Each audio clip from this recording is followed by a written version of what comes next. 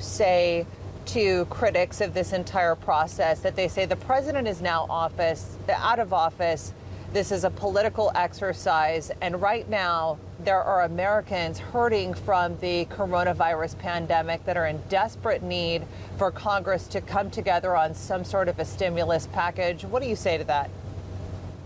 Well, yes, Americans are hurting. Yes, there's a need for Congress to come together on a stimulus package. But, just to respond to what was just said I find it very, very interesting, the sort of circular logic, to be honest, that was just employed there.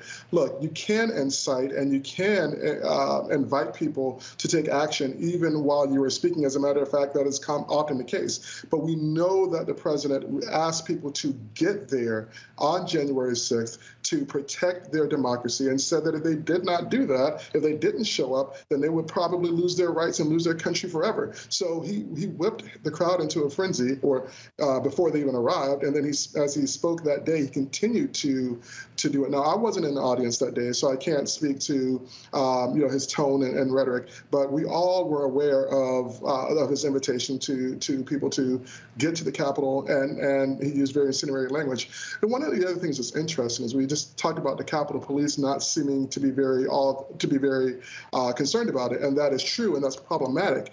Most people don't realize that the Capitol Police actually fall under the executive branch, and the president, as we know, is the head of the executive branch. So the fact that the Capitol Police was understaffed, the fact that the Capitol Police had to put it nicely, that their response left a lot to be desired, and the fact that they invited people in, an angry mob in, all those things are subject to investigation as well. And I think those are things that the FBI and other government agencies are looking at. Why did that happen? And as a matter of fact, the head of the Capitol Police has been replaced because that was not an okay response, given all the information that we knew. And I'm not an intelligence officer, but I do have social media. And given all of that we knew and we heard and we saw before January 6th, that was just completely unacceptable, and it really opened the door for what we saw on January 6th. But that does not absolve the president when he encouraged and called people to D.C. on January 6th under the false pretense that the election was rigged and stolen, and encouraged them to take back their capital, to take back their government, to even go after his sitting vice president, because if they did not do that, they would lose their country. That's problematic, to say it nicely. The fact that this trial of a former president no longer in office sets a dangerous precedent for impeachment going forward.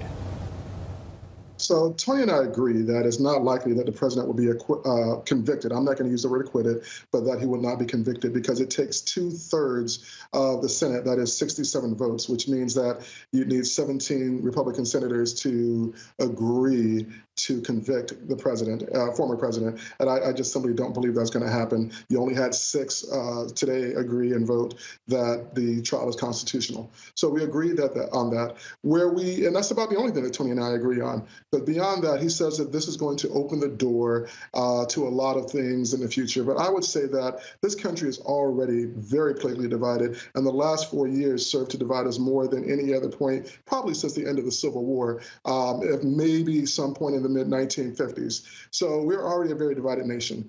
The other point I wanted to address is that, the notion that the Democrats sat on their hands and that somehow or another, that it only took 3 days, so that makes it illegitimate. Well, that's just ludicrous. It doesn't take a long time when you are a witness to a crime against the country, when you are cowering, and I don't want to use the word cowering to imply that they're cowards, but when they were hiding in their desk, hiding out from mobsters and insurrectionists, called to the Capitol by the president, who were seeking out not only the Democratic Speaker of the House, but the Republican Vice President. They had a noose in the yard outside the Capitol. And if we're going to talk about political theater, either that was for intended use for hanging, or that was for theater, and that was not by the Democrats. That was by the group that the former president called in. And then one other very important point I think we have to address is that if the then majority leader, Republican Mitch McConnell, had agreed to move forward